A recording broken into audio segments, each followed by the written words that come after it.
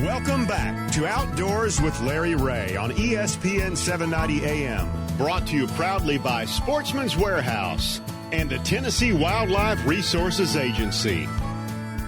Hey, welcome back to Outdoors with Larry Ray. We're trying to hook up with one of the area WMA managers to talk about last weekend's special quota hunt at President's Island. I understand they didn't kill a deer, is what my word is heard, which is very unusual with at this wonderful place where there's lots of deer, but the river keeps changing it with high water and things along that line. But I'm going to talk to Johnny McFarland here in just a second.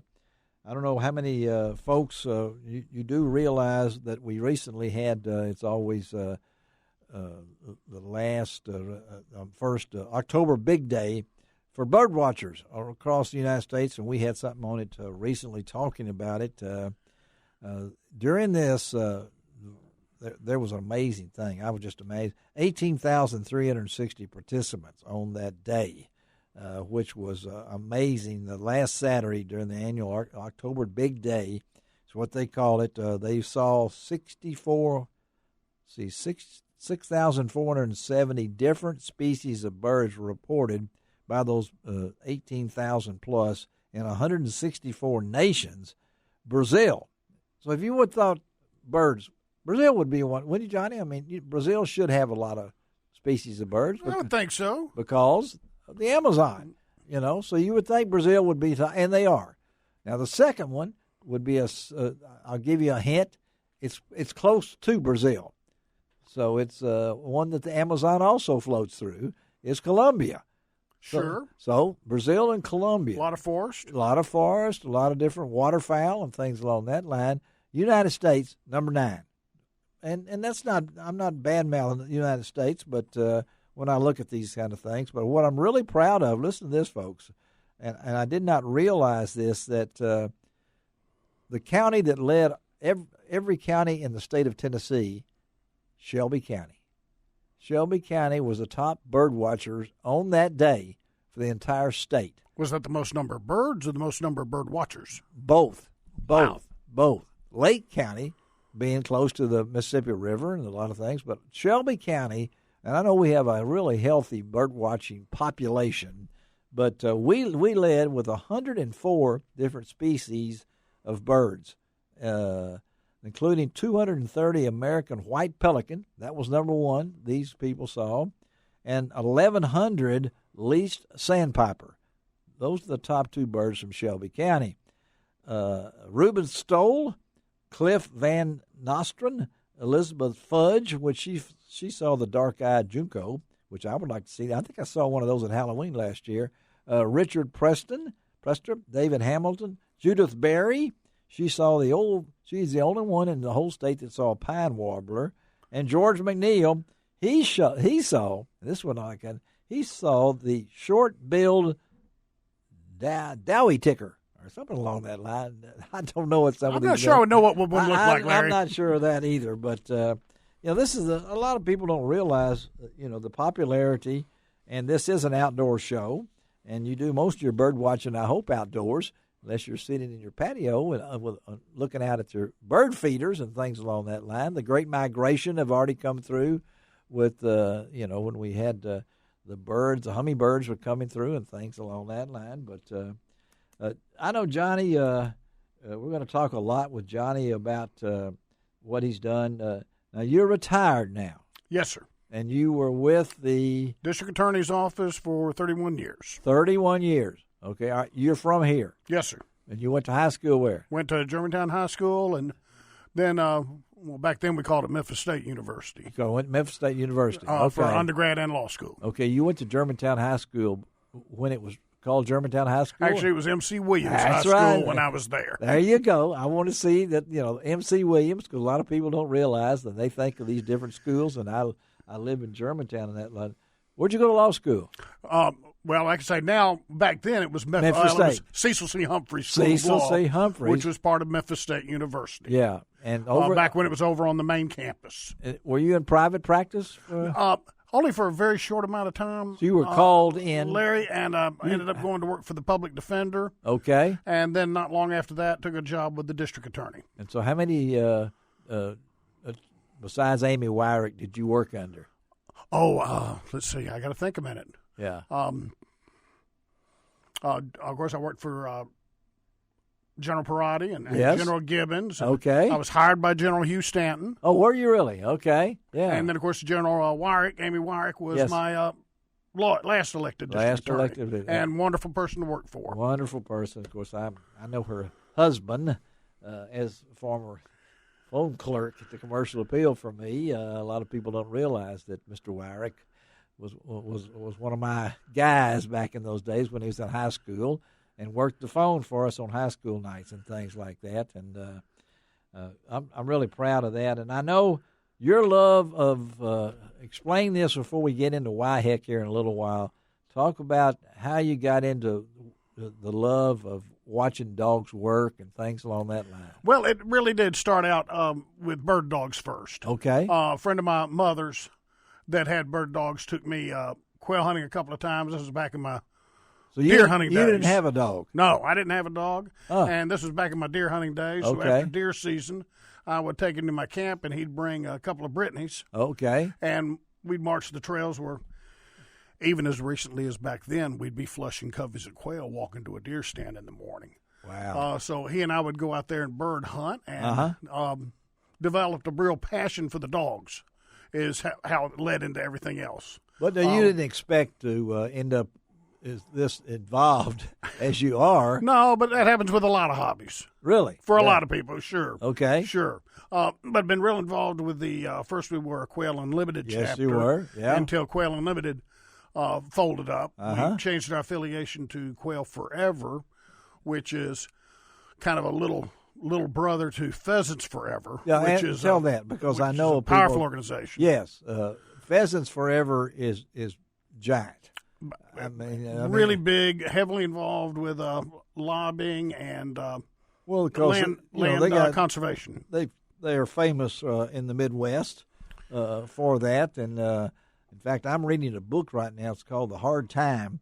Back in the 20s and 30s, when the plains were grassland, and then they overdid the grass and they overdid the wheat and led to the Dust Bowl. Then I think now, through good conservation from organizations like that, like Pheasants Forever, sure, has now, if I'm not mistaken, they get people from all over the world that come to those states in that area there, whether it's Nebraska, Kansas, all that area up there, to hunt pheasant. To go pheasant hunting every year, sure. And, of course, Pheasants Forever, along with Quail Forever, has now been a leader in a pollinator habitat program, which our chapter has participated in. Oh, okay. Developing pollinator plots for not just the bees, but the songbirds and such that depend on that pollinator habitat. Good pollinator habitat is good quail nursery. Well, I've heard that, how important the bee population is when it comes down to that. But I know you guys explain a little bit about, before we talk about why heck here, on probably the next segment, explain a little bit about Quail Forever and your chapter. Has it been around for a while? Sure. I think our chapter was founded in 2011. Okay. It's a small Still group. very, very not old when you get down to it. No. But Quail Forever is not an old organization. No, that's what I'm saying. Developed by Pheasants Forever in probably 2009, 2008. Okay. So you guys usually meet once a month. We try to meet once a month at Bass Pro Shop at 6 o'clock. Okay, on a what? Third Thursday. On the third Thursday at 6 o'clock at Bass Pro Shop. That is the existing Bass Pro Shop. The old Bass Pro Shop. Don't say that, Johnny. Oh, sorry. Can we cut that out now? Because they don't want to be called the old. But they are, as Michael Alvarado says, we are the existing Bass Pro Shop on Sycamore View. Sycamore View Bass Shop. Sycamore View Bass Shop. And so if you're looking for an organization with a heart, you don't even have to have a dog. Now, he's told that many times. If you just like to watch a dog work birds. And we've got so many people in the chapter that have dog training experience. There you go. Yeah. For somebody that's getting a puppy, that wants to learn how to work with it for upland bird hunting. Yes. You get more help than you can say grace over. Yeah. We have a 250-acre plot of land out in Oakland, Tennessee, where a benevolent landowner Yes, yeah. lets us train our dogs on the weekends. Well, I'm looking here trying to see, because I know, if I'm not mistaken, we're getting ready to come up with some of these, the quail seasons, like the 14th or something. I'm looking in here for the small game and thing. The woodcock, I know there's, and quail. I've got a friend that used to. I've been woodcock hunting twice, and you talking about some work. I mean, that's work, because those little woodcock things get down in there where you can't hardly get through. Oh, you're tromping through some thick cover. So talk about the activities that you guys try to promote in your Mid-South Quail Forever chapter. Well, of course, we're active with the Wolf River Wildlife Management Area. Okay, all right. That's Matter where of fact, you we do a bought lot them. of. Yeah, we bought 10 acres worth of pollinators for seed for them last year. Did you really? Yes, yeah. sir. We work with young people. Okay. We have our Youth Hunter Education Challenge that we hold in the summer. Yes. We've got our youth hunt coming up in a few weeks. And we're going to talk about that. Last year, we worked with a Millington 4-H group to do a pollinator plot at a farm in Millington. Okay. We're working also on developing some scout troops, doing nature walks and conservation education at our training ground in Oakland, what we call the training ground. Training ground, and we'll talk. That's a model habitat. Yeah, and this is where Wyheck will be. The youth hunt. No, the Wyheck we hold at a farm. Oh, you hold it at the Payne Farm. At the Wyheck we hold at Ronnie Downs. Ronnie Farms. Downs, and then the other one now, is the youth hunt. Youth hunt you hold it. We'll have at Payne Quail Farm. Okay, now so that's coming up too. November 9. Okay, I'm looking at here because the quail season opens on the 2nd. I'm looking up here, November the 2nd through February 29th. The daily bag limit is 6. But you guys come together on November the 9th. November 9, this will be at Justin Payne's okay. quail farm. And Justin is good enough to give us the run of the whole farm that year. I mean, every year, one day every year, with the kids that we'll bring. If we get 20, we can handle up to about 20 kids. Okay. Break them up into several fields. All right.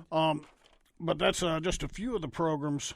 And that's the youth hunt, and then we'll talk a little bit about Wyheck on the next. Now that's 15 to 25 kids during the summer. Yeah, we're going to talk about that and what it does. But the hunt's November the 9th, and I know this hunt is made possible, you say, by a grant from the what? Well, the Friends of NRA. Yes, sir. Yeah. Who had a great banquet last Saturday night. Did you go? Yes, sir. Wouldn't miss it for the world. Did you get anything, Johnny?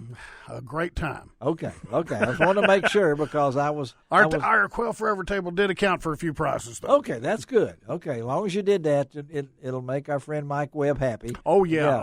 And because as many things as they raffled off and things along that. That's amazing. Well, and not only that, how much money the Friends of the NRA give away in not just the state of Tennessee, but Shelby County. Yeah. For our trap is in the millions of dollars now in the state. Yeah. That they give to youth programs almost entirely. Everything from Eddie Eagle. I know him. Yeah. Trap shooting teams. Let's take a break before I sneeze all over this microphone, and Shelby will Let's take a break. Johnny McFarland's in the studio, and we'll be right back on Outdoors with Larry Ray.